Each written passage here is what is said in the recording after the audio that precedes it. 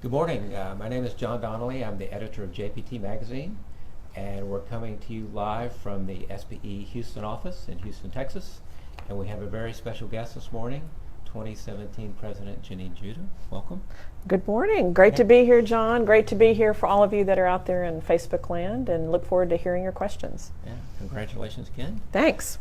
So just a couple of weeks ago in Dubai at the SPE Annual Technical Conference and Exhibition, you became the president. You succeeded Nathan Meehan, the 2016 president. So tell us a little bit about your first couple of weeks. I understand you've been traveling a little bit. Yeah, a little bit of travel. My first trip was to Accra, Ghana, and I attended the SPE Africa HES conference. That was the first conference we've ever had in Accra. A relatively small section, but a growing area of membership for us, and a lot of exciting new offshore developments in Ghana. The people were wonderful, had a lovely time there, and maybe some of you saw my LinkedIn post. I posted a picture of me and a little bit of information about Ghana from Ghana while I was there. Came back to Houston, and then my next trip is to Australia, and then after Australia I come back for one day, and then I leave for Philadelphia, where I'm a keynote speaker for the Society of Women Engineers convention. Right. And which isn't just happens to be in Philadelphia this year. Then directly from there, I'll go to Kazakhstan, and I'm doing the Kazakhstan World Tour, Astana, Almaty, Adirau, every place in Kazakhstan. From there, I go to Thailand, so that's an interesting packing combination. I have a parka and boots to go to Kazakhstan, and then tropical things to wear in Thailand, and that's for IPTC. Okay. Then I'm back for U.S. Thanksgiving, and then I'm planning to go to Kenya and Uganda, and then I'm done for Christmas. So that's the rest of this year for my travel. Okay. So obviously one of your main jobs as president is to visit a lot of student chapters, sections around the world. Right. I've always believed, and even in my Chevron job, that a big part of being a leader is being visible and being accessible. And so I try to get out there and meet the members, both the student and the professional members, and be there at conferences so people have the chance to see the leadership, give us feedback, and find out more about what SPE is up to. Okay. Well, before we dive into too many questions, can you tell us how you became an SPE member and how you got involved in the oil and gas industry? Okay. So how I got involved in the oil and gas industry, I grew up here in Houston. My father was and still is an SPE member. He was a midstream guy, though, not really in the E&P side of the business. And so it kind of came naturally. A lot of friends of mine from high school and everything went into the oil business because a lot of us had family members in it. Right. Especially the women often had a father in the business back then. And so that's really how I came into it. I just found it fascinating. And like I said, growing up in Houston, it's easy to do. Right. How I became a member, and I told this story at ATCE at the President's Luncheon. Dr. John Lee, who a lot of people know, a very well-known guy in the industry, he started at A&M the same semester I did. And he had come from Exxon to be an academic. So he and I, same semester I started as a freshman, and he taught the introduction to engineering class that I was in, and he handed all of us an SPE, student membership, because if you're going to be a petroleum engineer, you need to be a member of SPE. Right. So I joined as a freshman at A&M. So as of next year, I will be a 40-year member, which is hard to believe. But that's how I got started. Okay. And so what are your main goals as SPE president? Well, so I kind of outlined 4 things in my acceptance speech in Dubai, and I'll just run over that again. Sure. And then there's also the stuff that was in the JPT article, but really the 4 big things. One is, the management of SPE as a business. I mean, we are a business. We have over 300 employees. We want to, I'm a caretaker of the brand and of the mission, and so to make sure that in these hard times, because of the downturn, that we manage our business well and that we're all here after it's over, right? Sure. It's just a bump in the road. So that was number 1. But then the other 3 are really around kind of membership-focused things that you'll hear me talk about.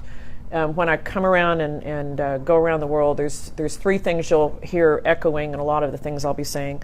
One is around development of engineers. I think the big crew change has pretty much happened. That a lot of the people of my generation have retired, at least from full-time work. They might come back as a consultant, but they've mostly left the industry. So there's a whole interesting. Oh, I need to move my phone. I just got a note. That's for later. But to develop them, their technical skills, not only in North America but outside in the emerging markets. There's a real market for what we do as SPE and helping them become better engineers. Right. And not only just the technical side, but the relationship side, connecting them to the industry, connecting them to other experts and other companies or other parts. So that's a big role that SPE plays, is that relationships and the connection, which is why we're on social media.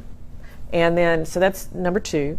Number 3, you'll hear me talk a lot around environmental stewardship through responsible operations. And that really comes from my time in Chevron, where I ran our environmental business, and you deal with the kind of end of life stuff for our operations. So decommissioning, platform removal, pipeline removal, old refineries, old service stations, and so there's a whole element of trying to operate with a small footprint, being responsible, and thinking of that full life cycle of what we do. And that I have a personal passion around. So you'll hear me talk about that, because I think it's something that we haven't always, as an industry, have not always done a great job. So being responsible and accountable for what we do. And then the 4th thing, which is the more obvious thing, is women. I'm just naturally, women gravitate to me as a role model and example, and so I try to make myself, again, make them visible and accessible, particularly to the young women, but also to the YPs, because really a lot of what the young women want to know is really the same message that you would give to any young professional, male or female, around career management, work-life balance, and managing kids and work, and it's the same for the guys. So, but I really try to make myself accessible to the women, because we haven't had a woman president in 11 years. So for a lot of the young ones, they have not ever seen a woman president. So in particular, so I try to make extra time for the women every time I travel. Makes sense, yeah. So my 4 things, the business, developing engineers, the environmental issues, and then the women issues. So, and you touched on this a little bit, but we're coming up towards SPE, membership renewal time. So, what would you tell members about the value of renewing their membership? Well, obviously, I'm a 40-year member, so I've drunk I've bought into this, right? But I think it's personal, and that's one thing when I travel, a lot of people don't realize that, it's your membership. It's not your company's membership, it's you. And so it's all about committing to developing yourself as an engineer, to maintaining those relationships with people, to being connected to the greater petroleum engineering community. And it's really not that much money, especially when you compare us to other engineering societies. We're still pretty cheap. But it's all about that connectivity and development of yourself. And I just can't imagine being a practicing petroleum engineer without being a member of SPE. Or not even just a petroleum engineer, a lot of the people that are in the industry, because we do provide so much connection and knowledge to really all aspects of the industry. Sure. Well, the industry's gone through some tough times lately. Yeah. We've been in a downturn. Hopefully we're on the way back up. But yeah. I'm sure a lot of students and young professionals are probably thinking twice about whether or not this is a good career for them. What would you tell them? Well, I left briefly and came back, so I really do love the oil business. I just love the risk and the reward and the challenge of it and the bigness of it. I mean, there's just so many things that are interesting about it. I wouldn't get too discouraged just because of this downturn. There's going to be a lot of opportunity for the younger people when things turn around. A lot of it, that a lot of the old guys have retired, so there'll be a lot of places to move up that have been kind of stagnant, really. And so those guys a lot of that's already happened. Yeah, it's already happened, and so there'll be a lot more opportunities. I think when the turnaround comes, it'll probably come fairly fast. So I think it'll bounce more than it'll just crawl out. That's just my opinion. Particularly in some of the training and all that, I think that's going to bounce back pretty fast. And then there's a lot of things, and that's actually my November JPT article is around the intersection of computer science and petroleum engineering, internet, big data, and data management and integration of sensors and data into and smart learning software. I think that's going to make leaps in the near term, because I think it's going to help bridge that gap between the old guys and the younger generation, because the software will help learn. But it'll also, it's just the way people do business now, that people do more work on their phone than ever, kind of thing. So I think what the younger folks bring with that constantly interactive mindset is very valuable. So it's still got a lot of upside. It's just we're in a little downside right now, and it's not the first time that this has happened. So it comes back strong when it comes back usually. Right. So after this downturn, I mean, do you think there'll be significant changes in the E&P industry? I think there'll probably be some better capital discipline. That's also my kind of technical theme this year is around project management and how as an industry we don't really do a great job of, we overpromise and underdeliver on a consistent basis. So I think some capital discipline, and we always say that, that's always one of the lessons learned out of a downturn. Oh, we're going to be better with capital this time, and then we do it again every time, right? Everyone chases the dream, and then when the tide goes out or whatever, then it's kind of a train wreck there, right? So we never quite learn this. Will it be different? I think it's going to have to be because the stakes are too high, and particularly on the high end. So when you're talking about the big NOCs and the bigger IOCs, when you're talking 5 billion plus developments, you can't afford to mess those up. And then on the smaller end, like the shale drillers here in the U.S., they overextend their capital structure, and then when the tide goes out, they're bankrupt. I mean, they don't have anything else to fall back on. So the stakes are too high to not try and be a little bit more disciplined about it, because the losers leave the field, right? I mean, and you're seeing that in the U.S. with some of the shale guys and the bankruptcy filings here locally.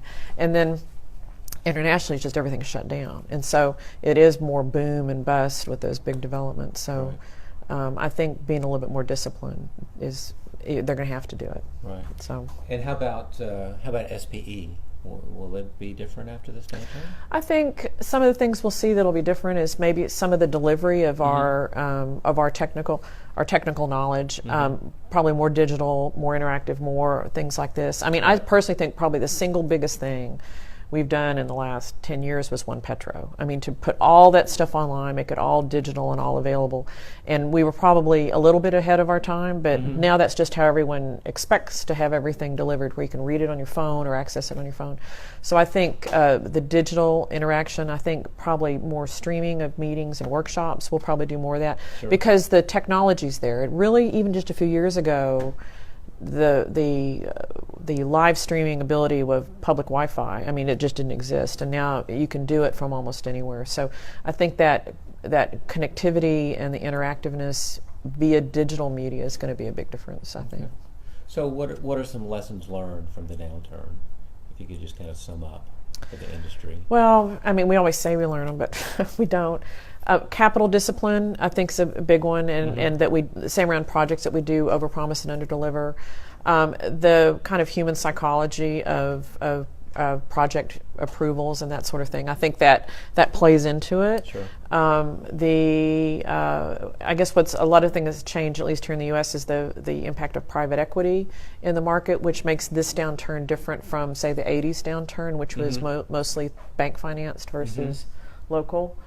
And I think, we say that people are our most important, companies say that, but in this last boom, projects were people constrained, not capital constrained. And so I think to do a better job with, now that they've got my generation kind of out of the market, with the folks that are in the business now, of keeping them, training them, developing them for the long term, because they've gotten that second hump of the demographics are basically out of the market now. So they need to take care of the folks that are here, and I think companies are going to pay more attention to that. Okay. So what are the biggest challenges facing SPE in the near term? It's around the business. The business of SPE are for those of y'all who don't know this, SPE, how we generate our revenue, and I was VP of Finance before I was SPE president. About 3/4 of our revenue, our profits, whatever, come from the big meetings in general, but particularly some of the big meetings.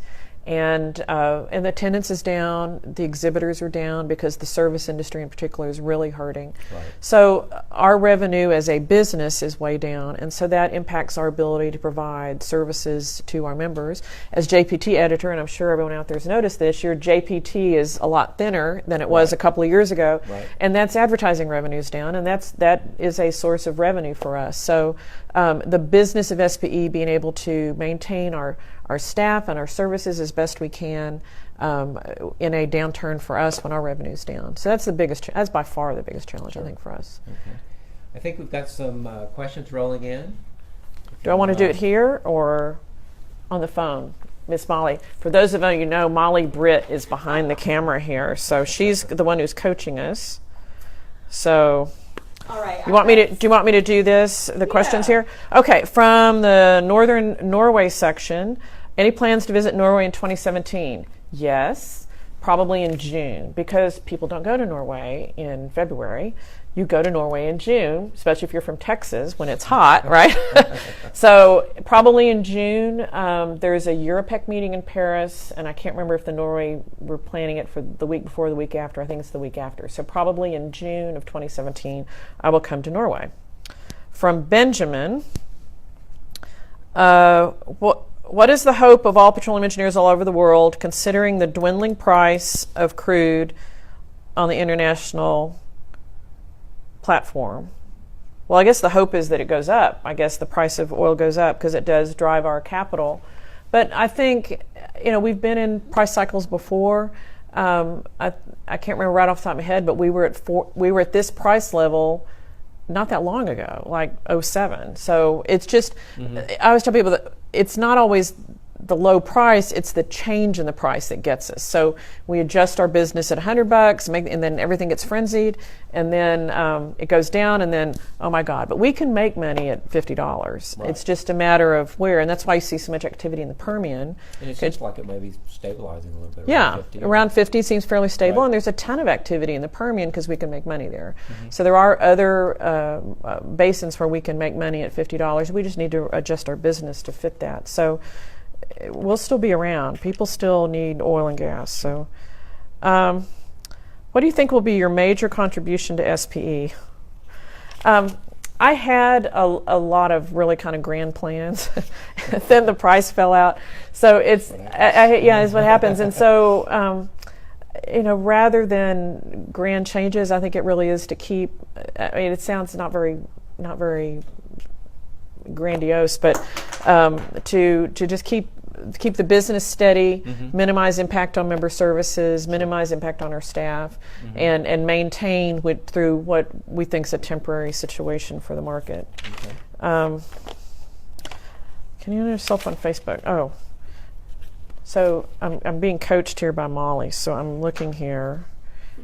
Okay, none of those people. So on Facebook, if I go in here on the website.